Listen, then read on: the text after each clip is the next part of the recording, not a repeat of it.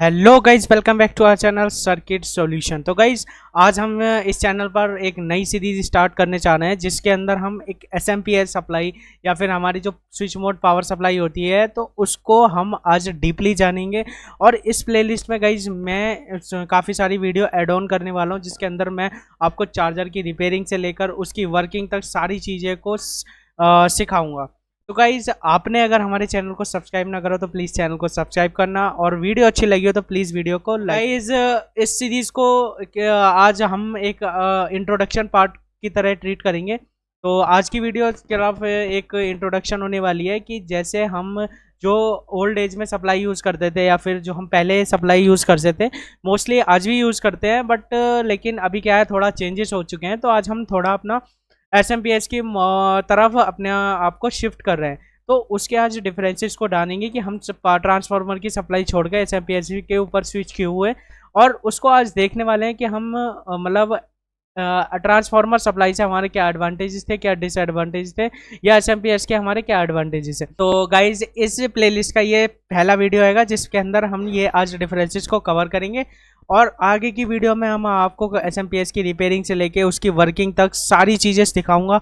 और इस प्लेलिस्ट को हम जल्दी जल्दी वीडियो को अपलोड करेंगे, तो प्लीज़ अब बस आप चैनल पर गाइज सपोर्ट बनाए रखें। तो चलिए गाइज बिना टाइम वेस्ट करे वीडियो को स्टार्ट करते हैं।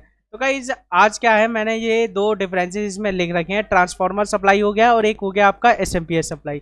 तो अगर मैं एसएमपीएस की फुल फॉर्म की बात करूं तो वो हमारी SMPS stands for switch mode power supply. Switch mode का मतलब क्या गाइज, ये हमारी जो सप्लाई होती है वो अकॉर्डिंग टू इनपुट वोल्टेज ये आउटपुट को कांस्टेंट रखती है, रेगुलेट करती है वोल्टेज को। तो आगे के अभी हम देखेंगे कि कैसे कैसे उसको रखती है। तो सबसे पहले गाइज अगर हम डिफरेंसेस की बात ही कर रहे हैं, एक तो ट्रांसफार्मर सप्लाई है, एक हमारी एसएमपीएस है। तो ट्रांसफार्मर सप्लाई हमारी कौन सी होती है? बेसिकली ट्रांसफार्मर सप्लाई हमारी वो सप्लाई होती है जिसमें हम एक जस्ट नॉर्मल ट्रांसफार्मर लगाकर और 4 डायोड का रेक्टिफायर बनाकर तो और कुछ कैपेसिटर वगैरह हम लगाकर उसे डायरेक्टली हम वोल्टेज को आउटपुट ले लेते हैं। सपोज दैट आपके पास एक 12012 2 एम्पियर का ट्रांसफार्मर है, तो आपने उसमें क्या करा, 4 डायोड लगा दिए और एक हमारा रेक्टिफायर तैयार कर लिया। और उसके बाद आपने एक फिल्टर के लिए, क्योंकि गाइज जब हमारा एसी से डीसी में कन्वर्ट होता है तो हमारा रिपल्स उसके अंदर रह जाते हैं, मतलब प्योर डीसी हमारा नहीं बनता, तो उसको प्योरिफिकेशन के लिए आपने फिल्टर कैपेसिटर्स लगा दिए। तो आपने जस्ट 2-3 कंपोनेंट ऐड करे और आपका हमारी जो सप्लाई है वो तैयार हो गई। तो गाइज ये हम पहले यूज़ करते थे और मोस्टली लोग आज ये भी यूज़ करते हैं, बट लेकिन गाइज इसके ना काफ़ी सारे हमारे डिसएडवांटेजेस हो गए। इसकी वजह से हमने ये एसएमपीएस में हमने स्विच कर लिया। अब गाइज बात कर लेते हैं सबसे पहले डिफरेंस की। तो पहला डिफरेंस जो होता है हमारा हाई प्राइस का होता है। तो ट्रांसफार्मर सप्लाई जो होती है हमारी हाई सब प्राइस के लिए की काफ़ी कॉस्टली बनती हैं। सपोज दैट आप एक ट्रांसफार्मर यूज़ कर रहे हो, अगर उसके अंदर आपकी कॉपर की वाइंडिंग यूज़ हो रही है तो गाइज कॉपर की वायर तो काफ़ी ज़्यादा महंगी होती है। तो हम अगर उसे एक ट्रांसफार्मर, और ट्रांसफार्मर जब बनता है तो उसका काफ़ी ज़्यादा वेट होता है, इट मीन्स क्या है, उसके अंदर कॉपर अच्छी खासी लगेगी। तो उससे क्या होता है कि हमारी जो कॉस्ट होता है, जो सप्लाई की पावर होती है, वो प्राइस होता है सप्लाई का, वो हमारा बढ़ जाता है।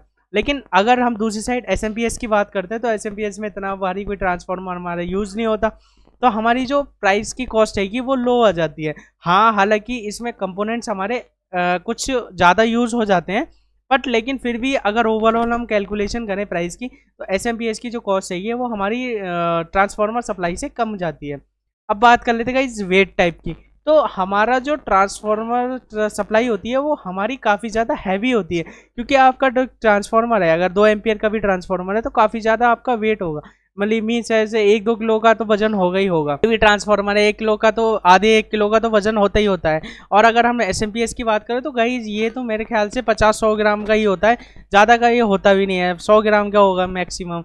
तो गाइज इसमें क्या हैगा, आपका वेट भी हमारा बहुत ही ज़्यादा कम हो जाता है। हम एसएमपीएस को कहीं भी डबल साइड टेप से लगाकर हम उसमें सप्लाई का यूज़ कर सकते हैं। लेकिन गाइज ट्रांसफार्मर में क्या होता है कि गाइज हमें ट्रांसफार्मर को एक पर्टिकुलर जगह पे स्टेबल कराना है, फिर स्क्रू कसने हैं ट्रांसफार्मर के, कॉम्प्लेक्सिटी हो जाती है ट्रांसफार्मर सप्लाई को इंस्टॉल करने में। लेकिन एसएमपीएस में क्या है कि आपका जरा सा आएगा, आप कहीं भी डबल साइडेड टेप से चिपका दो, ग्लूगन से चिपका दो, तो आपका कहीं भी शिफ्ट हो जाता है। अब बात कर लेते हैं गाइस हाई पावर कंजप्शन। अब हाई पावर कंजप्शन से मेरा क्या मतलब हैगा, और एसएमपीएस हमारा लो पावर कंजप्शन क्यों करता है। तो हाई पावर कंजप्शन में क्या होता है गाइस, जो हमारा ट्रांसफार्मर सप्लाई हैगी उसके अंदर हमारी कांस्टेंट पावर फ्लो होती रहती है, पावर हमारी कंजप्ट नहीं रहती हमारी, मतलब आपका कांस्टेंट पावर चलती रहेगी। लेकिन हमारा क्या होता है एसएमपीएस में, अगर आपने लोड कनेक्ट नहीं करा है, आपने लोड कनेक्ट नहीं करा है तो एसएमपीएस क्या करेगा, उसको हमारी जो पावर हैगी, जो एसएमपीएस हैगी उसको लो पावर पे चलाना स्टार्ट कर देगा। वो एक स्मार्टली अपने मतलब आउटपुट, अगर वो डिटेक्ट कर लेता है हमारे आउटपुट में कुछ लगा है लोड की नहीं लगा। अगर हमारे आउटपुट में कोई लोड नहीं लगा है तो वो एसएमपीएस को लो पावर मोड में ले जाएगा। लेकिन अगर हम यहाँ ट्रांसफार्मर सप्लाई की बात करते हैं, अगर हमने उसमें आउटपुट में कोई भी मतलब रजिस्टिव लोड हो गया कनेक्ट नहीं कर रखा है, तो वो जो होगा हमारा, वो कांस्टेंट हमारा पावर कंजप्शन जारी रखेगा। एसएमपीएस के अंदर क्या आएगा कि गाइस वो हमारा जो पावर हैगी उसको लो पावर मोड में ले जाता है। अब अगर हम ट्रांसफार्मर सप्लाई की बात करते हैं, इसके अंदर क्या है कि कांस्टेंट हमारी जो पावर हैगी वो कंजप्शन बढ़ता रहता है। मतलब आप चाहे आउटपुट में कोई रजिस्टिव लोड कनेक्ट करिए चाहे मत करिए, तो हमारा जो लोड पावर हैगी वो हमारी कॉन्स्टेंटली फ्लो होती रहेगी। अब बात कर लेते हैं गाइज नो वोल्टेज रेगुलेशन और वोल्टेज रेगुलेशन। तो ट्रांसफार्मर सप्लाई में क्या होता है गाइज, वोल्टेज रेगुलेशन और नो वोल्टेज रेगुलेशन का क्या मतलब है। वोल्टेज रेगुलेशन मीन्स क्या आएगा गाइज, जैसे सपोज करिए आपकी जो सप्लाई हैगी 5 वोल्ट की है और आपकी एसएमपीएस भी 5 वोल्ट की है, तो कुछ ऐसा हो जाता है कि हमारा वोल्टेज जो हैगा 220, जो हमारी होम अप्लाइंसेस में जो वोल्टेजेस आते हैं वो हमारे 220 आते हैं। तो हमारा जो ट्रांसफार्मर सप्लाई हैगी अगर हमारी 210 वोल्ट आ रही है, या फिर हमारी 200 वोल्ट आ रही है या फिर 190 वोल्ट आ रही है, तो गाइज होगा क्या, इनपुट वोल्टेज के चेंज होते ही हमारी ट्रांसफार्मर सप्लाई के आउटपुट वोल्टेज पे इफेक्ट पड़ेगा, और हमारा जो आउटपुट वोल्टेज है वो डेफिनेटली कुछ ना कुछ डिक्रीज हो जाएगा with change in the input voltage. तो हमारा जो जैसे इनपुट वोल्टेज ट्रांसफार्मर सप्लाई का डिक्रीज होगा, वैसे हमारा आउटपुट वोल्टेज भी डिक्रीज हो जाएगा। लेकिन अगर हम एसएमपीएस की बात करते हैं तो गाइज एसएमपीएस में ऐसा नहीं होता। अगर हमारा 190 वोल्ट आ रहा है या 200 वोल्ट आ रहा है तो हमारा आउटपुट पे कोई भी फर्क नहीं पड़ने वाला, ये स्मार्टली चीज़ों को हैंडल कर लेता है एसएमपीएस। तो हमारा आउटपुट हैगा एज इट इज़ 5 वोल्ट होता रहेगा। अगर हम इनपुट पे 200 वोल्ट भी देते हैं या 190 भी देते हैं, 160 150 मतलब आपका आप कह लो 100 110 पे भी हमारा मोस्टली काम कर जाता है एसएमपीएस। तो हमारा एसएमपीएस के सबसे बड़ा फायदा ये हैगा, हमारा आउटपुट जो हैगा वो हमें कांस्टेंट मिलता है। अगर हमारा इनपुट भी फ्लक्चुएट भी करता है तो गाइस एसएमपीएस के आउटपुट पे हमारा कोई फर्क नहीं पड़ता। जो हमारा आउटपुट पे डिवाइस लगा हुआ है उसको कोई फर्क नहीं पड़ेगा, वो एज इट इज़ वर्क करेगा। लेकिन गाइस अगर हमारा ट्रांसफार्मर वाली सप्लाई आएगी तो अगर आपका इनपुट चेंज होगा तो डेफिनेटली आउटपुट चेंज होगा। तो जो रेगुलेशन हैगा वो हमारा प्रॉपर हो नहीं पाएगा, तो जो हमारे डिवाइसेस हैं वो हमारे ख़राब हो सकते हैं। अब guys narrow voltage operating voltage और वाइड ऑपरेटिंग वोल्टेज का क्या मतलब हैगा, तो गाइज ये भी हमारा इसी से रिलेटेड हैगा, वोल्टेज रेगुलेशन से ही। Narrow voltage regulation, narrow operating voltage का मतलब हैगा गाइज कि जो हमारा ट्रांसफार्मर सप्लाई हैगी इसका जो वोल्टेज ऑपरेटिंग वोल्टेज होता है वो हमारा बहुत ही कम होता है। मींस क्या आएगा, आप सपोज दैट आप ये सपोज करके चलिए जो आपके घर के अप्लाइंसेस हैं 220 वोल्ट पे चलते हैं, तो अगर आपके अप्लाइंसेस जो हैं वो उसकी जो पावर रहेगी, जो वोल्टेज रहेगी, अगर सपोज दैट कम हो जाती है किसी वजह से, सपोज दैट 200 से भी कम हो जाती है हमारी, तो हमारा जो हैगा ट्रांसफार्मर की सप्लाई वो काम नहीं करेगी।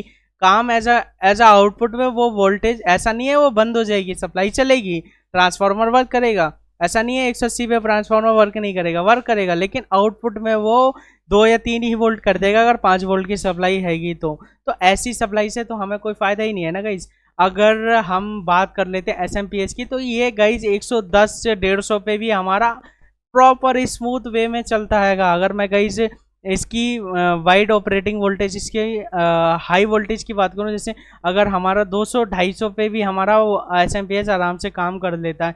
अगर हमारी जो आउटपुट हैगी, वो इनपुट हैगी सॉरी, वो बढ़ जाती है तो हमारा वोल्टेज ये 5 वोल्ट देगा आउटपुट में और हमारा स्मूथली वर्क करता है एस एम पी एस। लेकिन अगर हम इसको ज़्यादा वोल्टेज दे देते हैं तो गाइज ये क्या करेगा, अगर सपोज दैट ट्रांसफार्मर सप्लाई को मैंने 250 वोल्ट दे दिया तो गाइज ये आउटपुट में भी वोल्टेज हाई कर देगा। 5 वोल्ट की जगह ये गाइज हो सकता है 8 वोल्ट कर दे, 9 वोल्ट कर दे, तो वो गाइज ये वोल्टेज को हाई कर देगा। इसके अंदर कोई रेगुलेशन नहीं है, तो ये वोल्टेज के कम होने पे वोल्टेज को, आउटपुट वोल्टेज को कम कर देगा। इनपुट वोल्टेज के बढ़ने से ये आउटपुट वोल्टेज को भी बढ़ा देगा। तो गाइज ये सप्लाई तो हमारे डिवाइस, आउटपुट डिवाइसेस के लिए बहुत ही ज़्यादा आप कह सकते हो बहुत ही ज़्यादा रिक्सी आएगी ना गाइज। इसको पता ही नहीं है कि हमें करना क्या आएगा, लेकिन एस को हमारा टोटली पता होता है कि उसको आउटपुट में कितने वोल्टेज प्रोवाइड करने हैं हमारे डिवाइसेस को। लेकिन अगर ट्रांसफार्मर सप्लाईज की हम बात करते हैं तो ये गाइज बहुत ही ज़्यादा रिस्की होती हैं। हमारे जो आउटपुट में डिवाइसेस लगे हुए हैं वो सारे डिवाइसेस हमारे खराब हो जाते हैं। इसीलिए गाइज हम आज की जनरेशन में या फिर करंट सिचुएशन में हम एस की तरफ मूव हो चुके हैं, क्योंकि गाइज आज जो हमारे अप्लाइंसेस हैं वो काफ़ी ज़्यादा कॉस्टली हो जाते हैं। सपोज दैट अगर हम एक टीवी की बात करते हैं तो टीवी एक काफ़ी ज़्यादा कॉस्टली हो जाता है, तो उसको ड्राइव करने के लिए भी हमारे एस वाली सप्लाईज यूज़ हो रही हैं। आज CPU की बात करते हैं हम, CPUs के अंदर भी हमारे एस इनबिल्ड आ रहे हैं। अब हम LCD की बात करें उसके अंदर भी हमारे एस ही लग रहे हैं। तो गाइज ये सारी आइटम्स हमारे काफ़ी ज़्यादा कॉस्टली होते हैं। अगर हम इनमें ट्रांसफार्मर्स का यूज़ करेंगे तो गाइज ये कभी भी हमारे ये इन डिवाइसेस को कभी भी ख़राब कर सकता है। तो इसीलिए हम जो हैगा आज की टाइम में हम एस की तरफ स्विच हो चुके हैं। तो गाइज उसी को देखते हुए मैंने इसी वे में लगाते हुए इसकी एक प्लेलिस्ट तैयार करी हुई है, जिसके अंदर मैं सारे वीडियोस उसके अंदर अपलोड करूंगा। तो गाइज इस वीडियो में एक छोटा सा इंट्रोडक्शन था, तो इस वीडियो को यहीं पे एंड करते हैं। तो अभी आपने अगर चैनल को सब्सक्राइब ना करो तो प्लीज़ चैनल को सब्सक्राइब करना। तो चलिए गाइज मिलते हैं नेक्स्ट वीडियो में, तब तक के लिए टेक केयर, गुड बाय।